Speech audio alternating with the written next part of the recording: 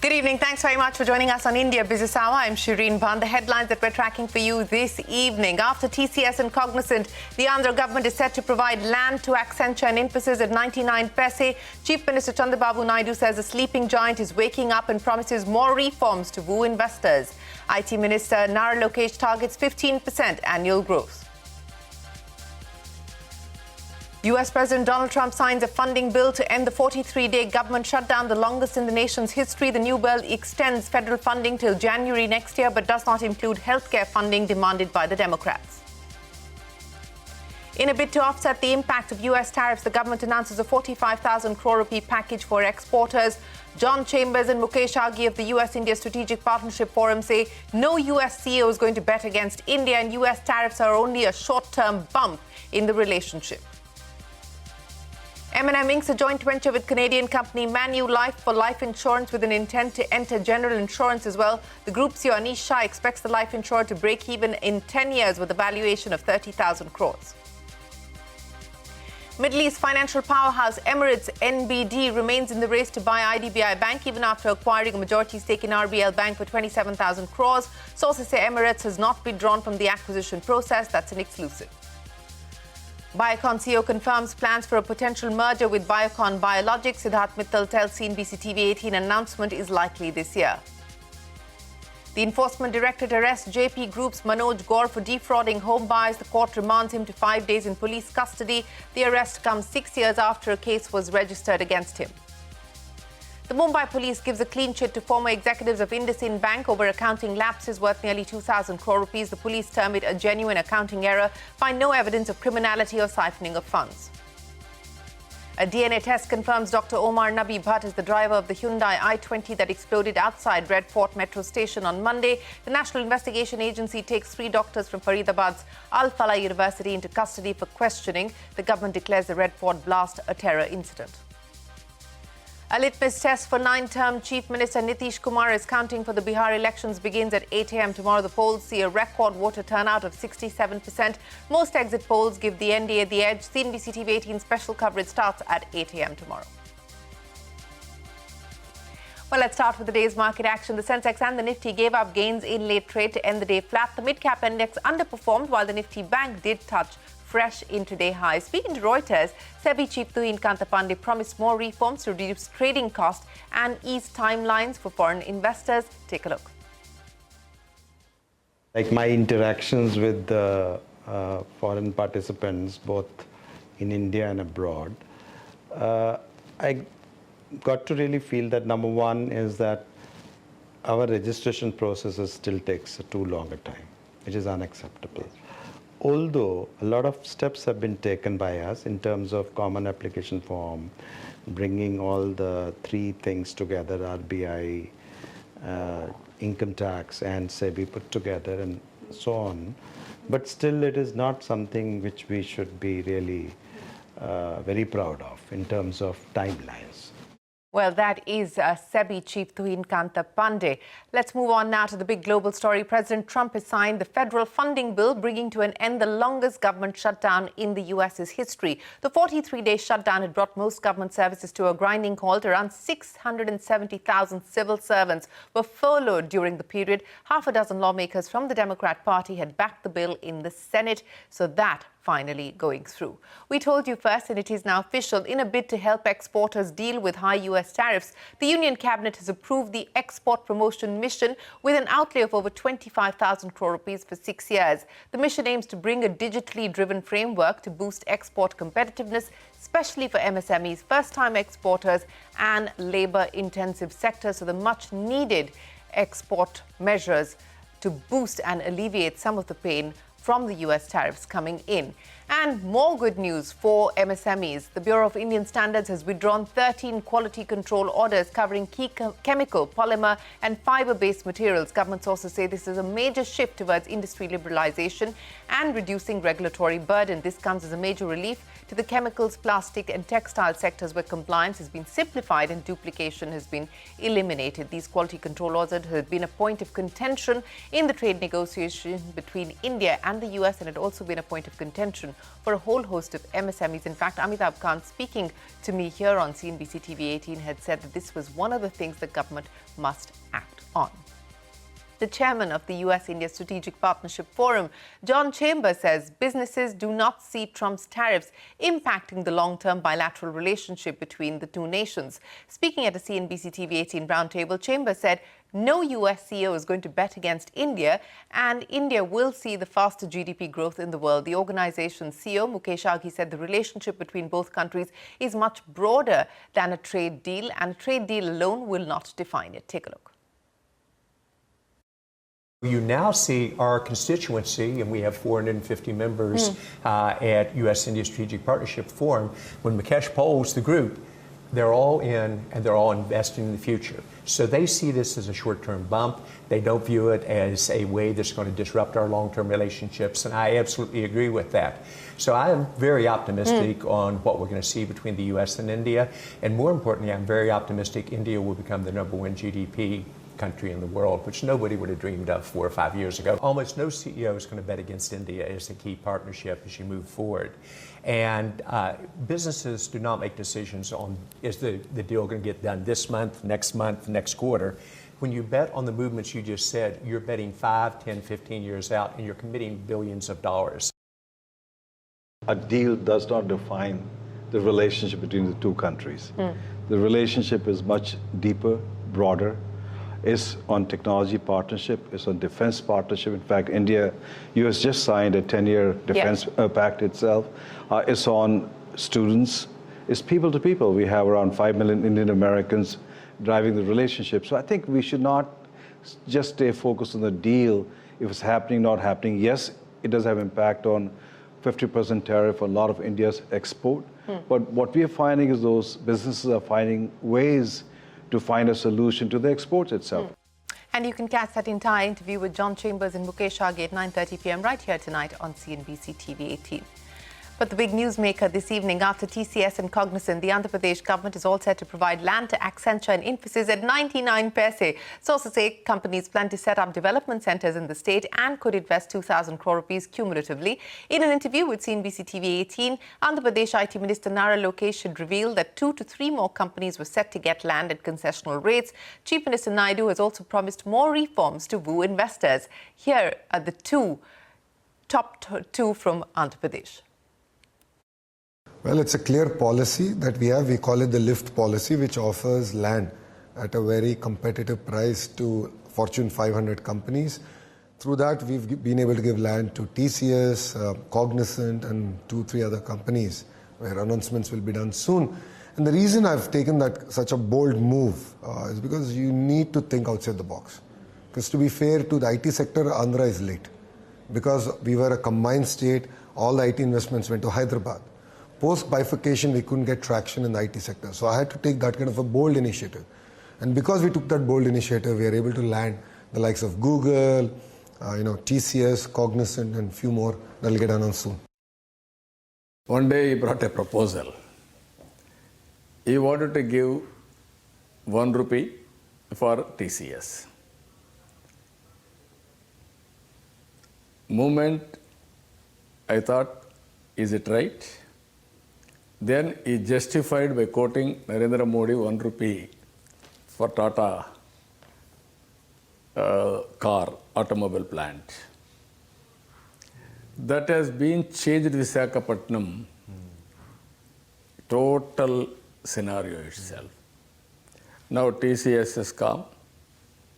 They are going to spend around 1,400 crores by creating 1,500 jobs. Cognizant has come. So many companies, including Google, has come. Now, overnight, Visakhapatnam has become very, very dynamic in attracting investment. Pharma and also IT, tourism, hotels, everything is coming now. Sometimes you cannot count value of land. Now we have to see the jobs, economy, and multiplier effect investments. Single decision has made remarkable changes. Well, that's the Andhra Pradesh Chief Minister Chandrababu Naidu. And speaking of Naidu, the Andhra Pradesh Chief Minister also says that a sleeping giant is waking up as he presses the pedal on luring investments. Speaking to Parikshit Luthra, the man known as the architect of the Hyderabad IT boom says he wants every Andhra household to have an entrepreneur. Take a look. Andhra Pradesh is very interestingly very good ecosystem. As a matter of fact, just like India, Andhra Pradesh is a sleeping giant now. We are having 1,000 kilometers sea coast. On east coast, nobody is having this advantage. I want to build every 50 kilometers one port, hub and spoke model. And also, every 1 hour I can reach airport, number of airports. So that same thing, hub and spoke model. Already Tirupati, Visakhapatnam new airport is coming, Bhogapuram. Even Amaravati, one more airport is going to come. So many airports are going to be started now, already existed. All these things in infrastructure, I want to use it. And also road network, one of the best road network in the country. One is national highways. Now earlier my state highways are very, very bad condition. Now I am revamping, reconstructing all these roads. Well, on to the big corporate story tonight. Mahindra and Canadian company Manulife have signed an agreement to set up a 50-50 life joint insurance venture. The total capital commitment stands at 3,600 crore rupees. Each entity will invest 1,250 crores in the first 5 years. Anish Shah, the group CEO and managing director of Mahindra, has said he expects the life insurer to break even in 10 years with a valuation of 30,000 crore rupees. So the Mahindra is pouring into insurance. Life insurance is underpenetrated today, and we see a tremendous opportunity here, and which is why we've started with life. If the insurance regulations allow a composite license, that could be a potential upside for the JV. And that's something we will evaluate when that happens. And yes, general is attractive as well. But given the opportunity we see that's very meaningful today, we've started with life. From Mahindra to Biocon, shares of Biocon rose in trade after its management told CNBC TV 18 that the company is exploring the option of merging with Biocon Biologics. The company's board has also constituted a special committee to look at all possible options. Biocon CEO Siddharth Mittal says an announcement is likely this year itself. The board has constituted a special committee to look at various options. And one of the options which we had mentioned is a merger between Biocon and Biocon Biologics. And I think we've right now focuses, of course, on strengthening the balance sheet by giving exit to all the structured equity or structured debt players. So we have already given an exit to Goldman Sachs and Kotak, and we announced that we have also entered into an agreement with Edelweiss to buy over the CCD and give an exit to Edelweiss very soon. So I think that portion of structured debt has been addressed. Well, that's Biocon. And edtech firm PhysicsWallah's public issue was fully subscribed on the final day of bidding. The subscription was led by employees, followed by qualified institutional buyers and retail investors. The company will list on the 18th of November and plans to use its proceeds for expansion. On to earnings now. Eicher Motors' second quarter numbers in line with estimates. The auto company's profits up 25%, revenue up 45% on an annual basis, aided by strong volume growth. However, higher raw material costs dragged margins lower. From Eicher to LG Electronics, net profit dropping 27% on an annual basis. The company's revenue marginally, while margins contracted by 350 basis points. This is LG India's first earnings after it listed on the Indian stock markets last month. Now, 13 companies have applied for the fourth round of the White Goods PLI scheme, committing investments worth over 1,900 crore rupees. Over 50% of the new applicants are MSMEs. Majority of the investments have been committed for manufacturing AC components. On to a CNBC TV 18 exclusive. Dubai-based financial powerhouse Emirates NBD remains in the race to buy IDBI Bank, even after acquiring a majority stake in RBL Bank for 27,000 crores. Ritu's here with the latest on the government's disinvestment plan for IDBI Bank. So, Emirates still in the fray, Ritu? Contrary to some of the media reports recently, we've been given to understand that Emirates NBD Bank is very much in the race to acquire IDBI Bank, notwithstanding that mega $3 billion deal it has announced to acquire a 60% stake in RBL Bank. Now, our sources very clearly indicate that Emirates NBD has not withdrawn from the IDBI Bank stake sale process and continues to evaluate the opportunity. We've also been given to understand that it is very keen on expanding its footprint in India. So with IDBI Bank, there comes, of course, the scale, the opportunity to get government business, and, of course, that LIC franchise that makes it an attractive proposition for the bank. Now, remember, the government currently owns about 45.5% stake in IDBI Bank and LIC another 49%. And together, they're looking to offload about 60.7% stake in IDBI Bank. Of course, if a foreign player does come in, there will be the question of getting a special dispensation to be able to hold 60% stake in IDBI Bank. And for Emirates NBD, hypothetically, of course, if it does win this, there will also be the question of whether it looks to consolidate its businesses in India, that is RBL Bank, with IDBI Bank as well. Now, the government, of course, has been indicating it is looking to wrap up the divestment process by FY26, but the bids are yet to be invited. And as we've been reporting, there are other contenders in the fray. Fairfax Prembatsas is a strong contender. And then, of course, there is Oak Tree, Kotak Mahindra Bank, and, of course, Emirates NBD. All right, Ritu, many thanks. In global earnings, Disney reporting a stable set of earnings, but missed estimates on revenue. Net income for the quarter was over $1.4 billion, more than double than what was reported in the previous year. Singapore Airlines has reported a profit of $41 million, down 82% when compared to last year. The revenue contribution from the airline's associated companies also fell around $320 million year-on-year due to Air India's losses, which were not included in last year's financials. Singapore Airlines owns 25% stake in Air India.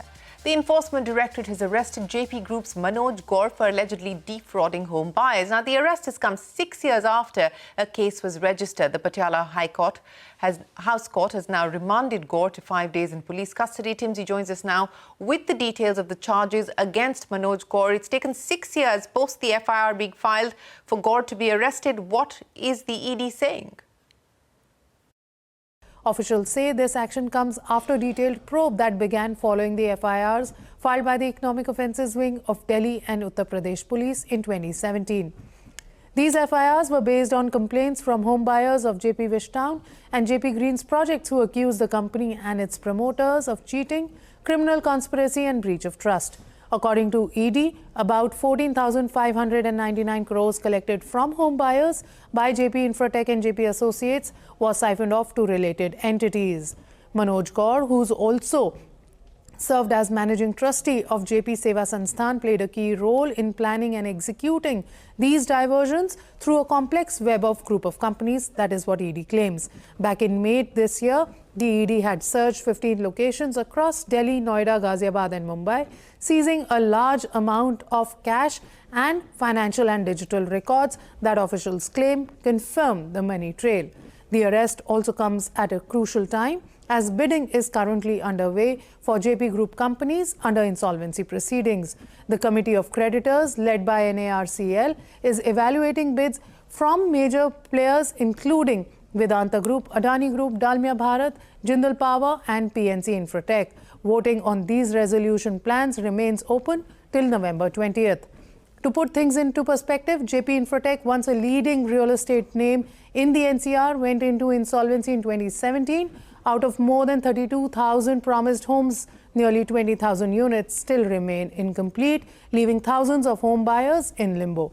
The ED says further investigations are underway, and this is a developing story. We'll keep you updated. All right, Timsy, many thanks. Now, the Supreme Court has deferred the hearing in the long-running dispute over the 20,000 crore rupee Dharavi redevelopment project to the first week of December. The bench led by Chief Justice Gawai remarked that the hearing was not an issue, but writing the judgment would take time. Justice Gawai is due to retire on the 23rd of November. The case stems from a challenge by Seclink Technologies, a Seychelles-based firm, against the Maharashtra government's decision to award the massive slum redevelopment project to the Adani Group. Now, the Supreme Court has directed the centre to respond to a petition seeking a court-monitored inquiry into the Air India crash case. Petitioners told the Court Pilots Association, which had earlier flagged safety concerns regarding the Boeing 787 aircraft. The government argued that the Aircraft Accident Investigation Bureau's interim report does not blame the pilots and that the Civil Aviation Ministry has already issued a statement to that effect. The Economic Offences Wing of the Mumbai Police has found no evidence of any criminal conduct by former executives of Indusind Bank. Earlier this year, the bank disclosed forex accounting lapses to the tune of nearly 2,000 crore rupees.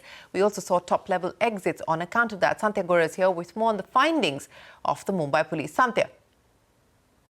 Mumbai Police's Economic Offence Wing, which has been investigating the allegations of a 1,950 crore rupees discrepancy in the Indusind Bank's derivatives portfolio, has now said that the investigation so far reveals that there is no evidence about any siphoning of funds or any criminal conduct by the top former executives of the bank. EOW had summoned top former executives of the Indusind Bank, including Sumant Katpalia, Arun Khurana and Gobind Jain. Last month, CNBC TV18 reported that this entry of 1,950 crore rupees, EOW has established that there is no criminality here, there is no criminal angle here and no siphoning of funds. EOW started looking into another entry of 258 crore rupees, and now EOW sources tell CNBC TV18 that they have found that this entry is also absolutely clean. EOW sources tell CNBC TV18 that they have written to the RBI now and have sought clarification on certain angles, certain points, and once they get a reply from the RBI, they are going to conclude the PE, and at present, there is no further inquiry being conducted by the EOW in this matter. Sources tell CNBC TV18 that Mumbai Police EOW has not found any evidence and there is no base to file an FIR in the matter, and PE is to be concluded soon. All right, Santya, many thanks for joining us. Up next, a litmus test for 9-term Chief Minister Nitish Kumar is counting for the Bihar elections begins at 8 a.m. tomorrow. Most exit polls give the NDA the edge. Catch all of CNBC TV18's news and updates on YouTube, Facebook, Instagram, X and Jio Hotstar. Subscribe to CNBC TV18 Access for exclusive stories and special shows like our Editor's Playbook. The death toll in the Red Fort car blast has now risen to 13. A DNA test has confirmed that Dr Nabi Bhat was the driver of the Hyundai i20 that exploded outside Red Fort metro station on Monday evening. The National Investigation Agency has taken 3 doctors from Faridabad's Al Falah University into custody for questioning. Prime Minister Modi chairing a meeting of the Cabinet Committee on Security yesterday. The government has also declared the Red Fort car blast a terror attack.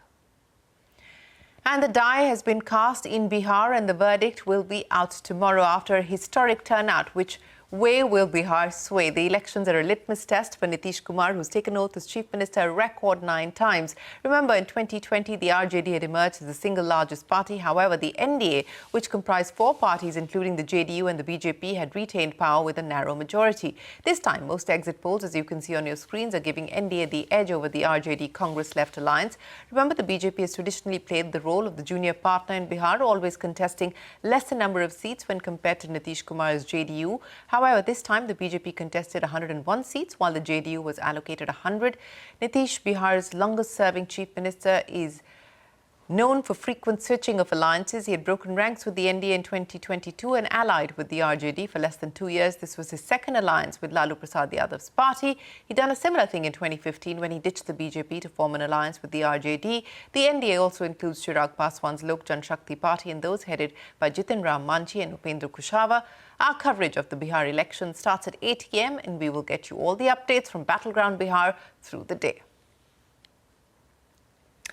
Well, that is the latest on Bihar, but in international news, Israel has carried out air attacks on Gaza's northern city of Beit Lahia, eastern areas of Gaza City and the southern city of Khan Yunis. According to reports, artillery shelling has also been observed. Gaza's health ministry said that Israel has killed at least 245 Palestinians and wounded 627 in the enclave since the ceasefire came into force on the 10th of October. Pakistan's government has passed the 27th Constitutional Amendment Bill, which aims to grant sweeping powers to the military leadership. The controversial bill was approved by lawmakers and has received the assent of President Asif Ali Zardari. The amendment expands the powers of the army chief and grants him lifelong immunity. It also limits the independence of the Supreme Court. Opposition parties have termed it a funeral for democracy. India's hotel industry is in expansion mode, driven by weddings, business travel and a booming domestic tourism market. Radisson Hotel Group, one of the biggest international chains in the country, is looking to double its footprint to 500 hotels by 2030. Madhya Mujawar reports on Radisson's growth plan.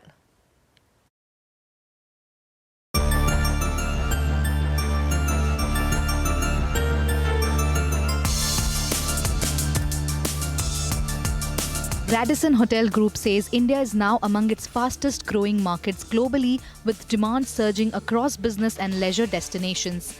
Chairman KB Kachru says the group is already operating and developing over 212 hotels and is now targeting 500 by 2030. I feel we're in a great space. India is moving and moving quickly. And we have seen huge growth post-COVID-19. And we're already 212 hotels in operation and under development. And our ambition is, rather we're working for it, that we should have 500 hotels by 2030.